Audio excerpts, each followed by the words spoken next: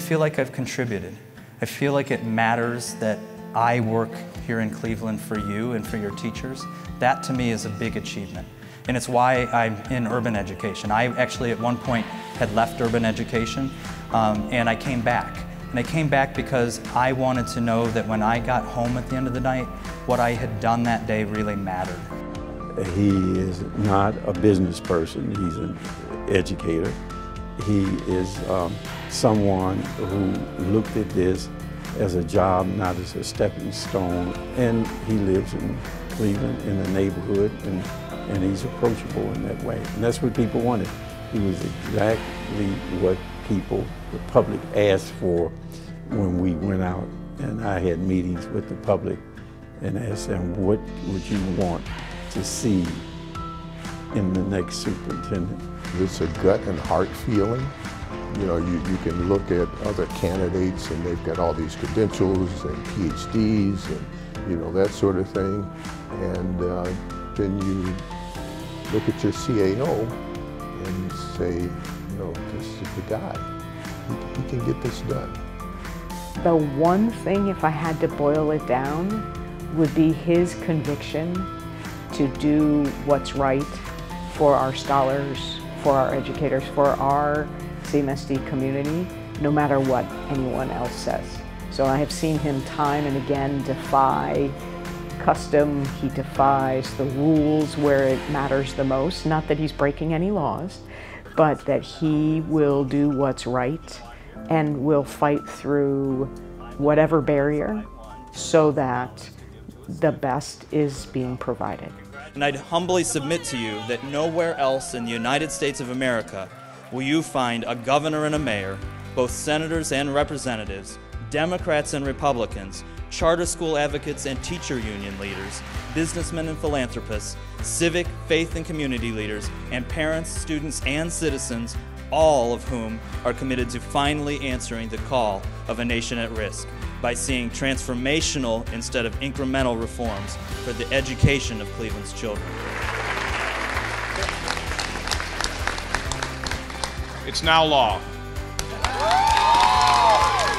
Well, there's really so many things, it's hard to pinpoint one thing, but I think with his time as superintendent, it will probably be around the Cleveland plan and really the great improvement of our graduation rate. We now have the legislative tools necessary to bring these models to scale, but starting new schools requires the capital needed. Issue 107 provides us the investment capital to bring our new and innovative school portfolio to scale in the city of Cleveland. Issue 107 allows us to deepen investments necessary to ensure that students graduate ready for a college, career, and the workforce. I think Eric's legacy in the city of Cleveland will always be tied to his portfolio strategy and what he did with the transformation plan. I was fortunate enough to have an opportunity to work with them on receiving the levy dollars, which was the first levy we had passed at the time in like, I think 20 years or more. And his energy and his knowledge and how he walked that from the point of creating it to the point of working with Mayor Jackson, then Mayor Jackson, to how he worked the State House to get them to support it, and then a Republican governor, and then to come and get a levy passed with what I think was one of the most phenomenal teams, and then to just see it go into fruition where he actually improved graduation rates and reading scores and everything else. I think Eric will be known for his energy and especially his efforts around that. His ultimate legacy would just be his commitment, dedication, his sincerity, his dedication to the Cleveland schools and community. He's not interested in politics. He's not interested in any other factors other than how effective he can be as a leader. And the Cleveland Metropolitan School District and the Cleveland community, I'm sure, is very appreciative for the hard work and the commitment that he's demonstrated over this time. I really think he created the mold and the model of what a servant leader is, and especially for our schools. So I think when I think about his long-term legacy, will always be looking at what Eric did to see what future leaders should look like. I I taught in Cleveland 40 years, and so I am aware of the history of the lack of trust from the community. And Eric was able to bring that back. And it's an amazing, amazing accomplishment for him to pass, 4 levies and to get the average citizen feeling good about Cleveland schools again. For me, part of his legacy is how he's led the district. And in the past, superintendents I have known have really chosen a leadership style that is pretty formalistic, pretty hierarchical. Everybody calls each other Mr., Doctor, and so on. And Eric is just Eric. And he's really democratized the superintendency. And you cannot go to a parent event where people are packing backpacks and Eric is not standing next to them doing the same thing. Everybody calls Eric. Everybody knows who Eric is. And so I think that has really sort of changed people's view of the district and how you can access central office and how you can be a part of change. I don't think he ever thought in terms of his legacy. He really only thought about the kids. And he always referred to them as his kids. And in that job, which is a very tough job anywhere in the country, very hard to accomplish what you're trying to accomplish because the kids all come in from different places, have different issues. And people think of school kids as 34 or 38,000 kids in the system. And Eric thinks of kids as one kid at a time. I grew up going to Cleveland schools. I grew up wanting to hurry up and get away from Cleveland as fast as possible. And Eric is the reason why I wanted to turn around, take a second look at Cleveland schools when it came time to have my own daughter in the school district. So his legacy will be people like my daughter getting to graduate from a quality school district. Eric and I used to meet in good times and in bad times every Friday morning for breakfast. Sometimes, usually at 7, sometimes at 6, but we always made a commitment no matter what. And during one of those meetings, I recall, I think I had about 10 challenges on my plate that I need Eric to fix, and he probably had 10 challenges that he needed me to fix. But as we were talking, a student walked in, one of CMSD's students, and it happened to be a kid, Eric Menard. And with all the chaos we had going on, Eric took the time, talked to the kid, and you could see how impactful Eric's impression was on that student. For me, that kind of moment really defined Eric as who he was. And I remember, this is the right person for the Cleveland schools at that time. And that's a moment that has stuck with me for years. So I think when people think of legacy, they look behind and, what have you left? And I'm going to approach it from a different perspective. I think it's what's coming. I think, will there be a James Beard Culinary Award winner who's a graduate of our culinary arts program? Will the person who makes the step onto Mars be someone a student who got their pilot's license going to our aviation high school? Will there be a winner of the Cleveland Arts Prize in the year 2054 who was a graduate of the Cleveland School of the Arts? Who are our future judges? Who are our future doctors? Who are the people that are going to make Cleveland a great place because they went to school during this halcyon period when Eric Gordon was CEO? So I think the legacy is yet to come. You pick up a cover of Assets magazine that's from a student of CMSD, or you go to see Alvin Ailey program and you see there's a student, or you go and see someone who's a professor and it's a former student of his. In some way, he's had a touch on 500,000 kids who've gone through the schools. And so, that's his legacy, really. All of these students who have gone on, and maybe, they're not calling him to thank them or anything of that nature, but he knows in the back of his mind what he has been able to do by the work that he's done to allow these young people to thrive. He and his wife Dawn bring a joy to life. He conveys that joy. He conveys the joy when he goes and meets with students. He conveys that joy when he meets with teachers and other school staff. And he conveys that joy when he talks about his pride in Cleveland as a place that he's living in. Not just the school system, but Cleveland as a city. I think people may not see is what I think of as Eric's generosity. It's his generosity of spirit in large measure, that, you know, he's a proud person and has an ego, but he will put his ego aside time after time after time in order to get things done for Cleveland kids. And that kind of generosity, not everybody has, and I think it's remarkable. One of the things that makes him a remarkable leader is both his desire and ability to listen and learn. He has strong opinions, but I think his opinions are always ones that are informed by the things that he learns, and it almost seems like every conversation that he has, there's something new that he picks up, and he has the ability to modify his opinions and modify his strategies based on what he's learning from other people.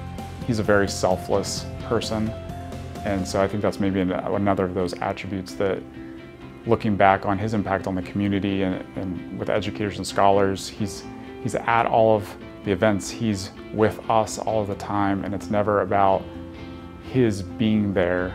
He just has such a genuine heart for everyone that he's working with and serving, and that's made our work all the more enjoyable and it truly feels like we own where we are, and that's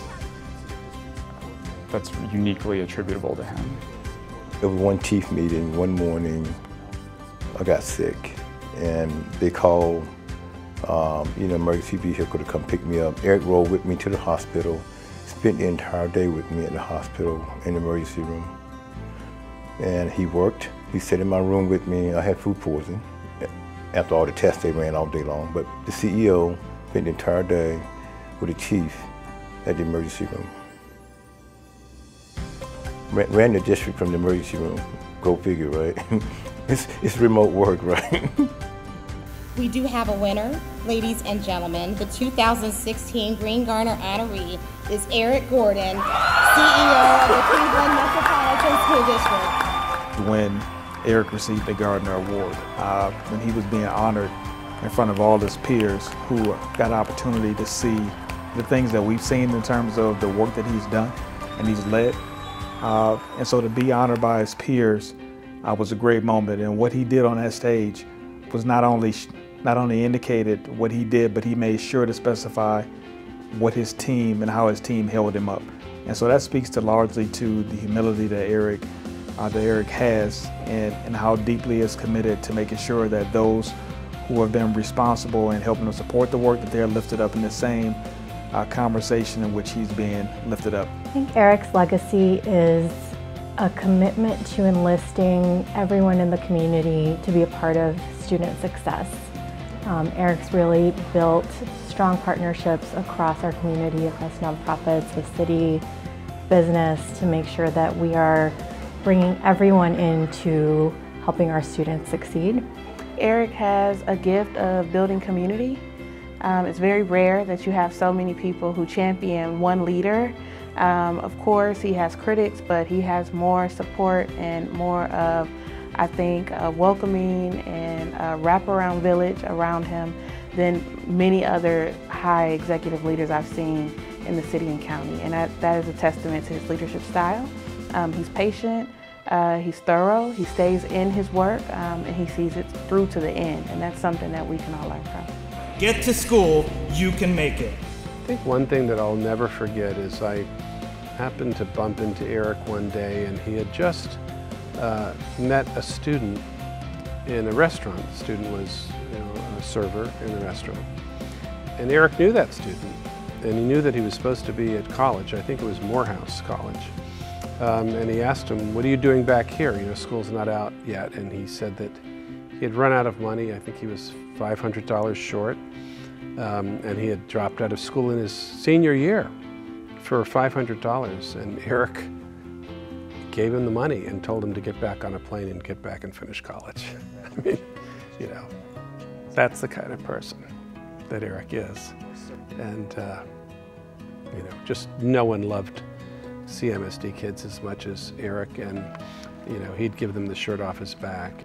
A highlight, especially from this year, was traveling down to Canton to watch the Glenville boys play football and to win the championship. And that just brought me back to my own high school days and being so proud of the district and the students and the team and how much they had accomplished, but also seeing how much joy it brought to Eric to be right on the sidelines, cheering them on, you know, just really, like, the biggest cheerleader of these kids was their superintendent, and it just, that was a really, really fun memory for me. I will miss Eric's optimism and strong belief in the students under his charge. He truly believed and invested in students. In fact, there was nothing better than seeing Eric in a classroom. I've seen him in front of a group of second graders, and I've seen him in front of a group of 12th graders. Doesn't matter how old, he really speaks to the audience and connects with the students. He's a classroom teacher at heart, and it's a marvel to see. For me, I think it's his commitment to providing voice for our scholars. Really encourages them to be active in their community, and I think most recently with his support of Civics 2.0, where kids are learning how to be change agents in their community and building that confidence. Just his support around the power of a student voice, listening to kids, getting their input, just having kids at the table, because they have really good ideas, we just need to listen to them. I think he leaves a legacy of deep and transformative love for the children of Cleveland. I think that is his greatest legacy. Everything he did centered around what was best for the children, including thinking differently about so many of the systems and partnerships in our community to serve children. For Pre4Cle, this meant Eric really leading and having vision around how can we make sure that every child in the city of Cleveland has access to high-quality preschool because of that work. His strategic thinking is really amazing, and where it was demonstrated is for me most profoundly was the creation of pace. Seeing how he thought 3 to 5 steps ahead of all the rest of us and really envisioned a program for the entire community and led that effort. That is, I know the PACE is considered a community effort, and it is, but it's an Eric Gordon invention, and it's an example of his brilliant strategic mind. I'm here to tell you something that's a very, very exciting time for me and for the board to say yes. We stand with 117 private colleges that are going to offer every student in the public school system of Cleveland, Ohio, free college tuition. Say Yes has got to be one of the greatest things that he did, if not the greatest. Without Eric, Say Yes wouldn't have come to Cleveland. He was the greatest cheerleader for Say Yes for many, many years, and certainly led the effort to bring it here and for us to become the 4th and final Say Yes city. So for that, 2 generations of students, 25 years of scholarships and support services will be a great part of his legacy. I think there are a few different things that will be Eric's legacy. The one that sticks out most to me is the one that is freshest in my mind, and that is how he led through the pandemic era. As someone who came into my role at the very, very beginning of the pandemic and worked closely with him, in partnership with him, he was a unicorn in all of this struggle. He was someone who was extremely collaborative. He worked with labor so well, and the community and families, and his primary focus was always about the safety of everyone in the district, our students, our staff, our families. That was his primary concern. And even when there were outside pressures to abandon all of that, he really stood firm. And I just appreciate his leadership in that area so much, and will always remember what an effective leader he was during that period. What I want to share with people, because many people might not know this, is March the 16th, 2020. So on the 13th, that Friday, there was the announcement that all these schools were going to have extended 3-week spring breaks. Nobody knew what that meant. Nobody knew what that would bring. And Eric called a meeting that Monday and asked senior leadership and different persons within the district to come in and have a conversation about what we were going to do. And when he walked in the door, the first thing he said was that, first of all, everybody's going to remain in pay status. I don't know if anybody else across the state did that for their school districts. I think a lot of people were in the space of thinking about how am I going to afford this, but that was his #1 priority, that everyone in the system who supported the scholars who he loves so dearly were also supported and taken care of. He wanted to do right by the people who he entrusted every day to take care of the students that he cares for so much. I think in these last 2 years since we emerged out of COVID, on a national stage, they've recognized the specialness of this leadership and uniqueness, and we've just seen it time and time again with Mackenzie Scott getting selected for that by just somebody heard about us and gave us funds. And so for me, it's just all of these wonderful attributes of this leader in Eric that has allowed a district that I love to go in just a really wonderful direction.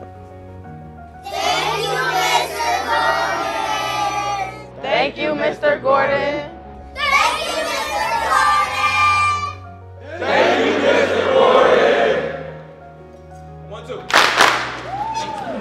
Thank you, Mr. Gordon! Hello, I'm Ohio Governor Mike DeWine. I'd like to congratulate Eric Gordon for all he has done for the children and families of Cleveland during his time as Cleveland Metropolitan School District CEO. For the last 16 years, 12 as CEO, Eric has worked tirelessly to make sure CMSD students have the same opportunities as other children to live up to their God-given potential. Eric was instrumental in bringing transformational initiatives to Cleveland, including the Cleveland Plan and Say Yes to Education, which gives Cleveland's children and their families wraparound services. Under Eric's leadership, graduation and literacy rates have increased. And on the latest report card, the Cleveland Metropolitan School District was the overall top performing urban school district in Ohio.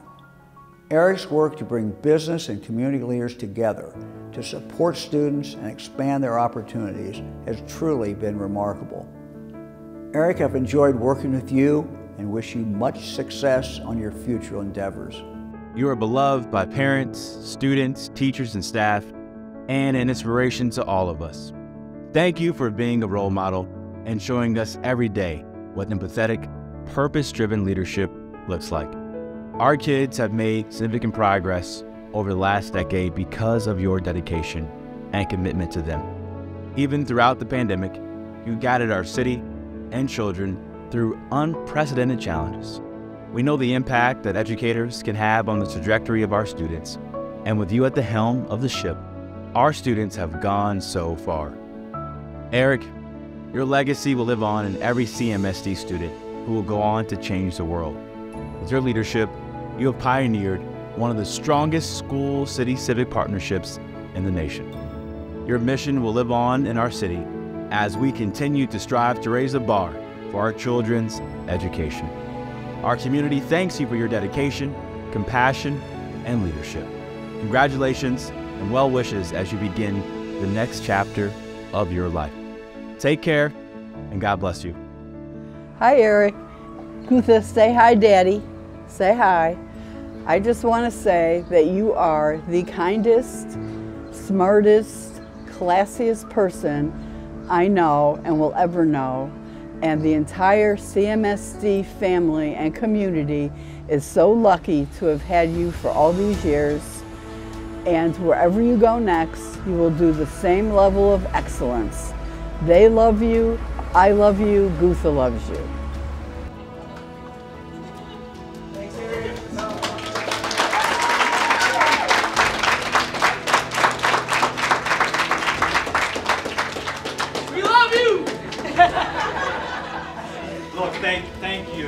These, I haven't even seen them yet, and I already can tell you, these are the things that matter to me.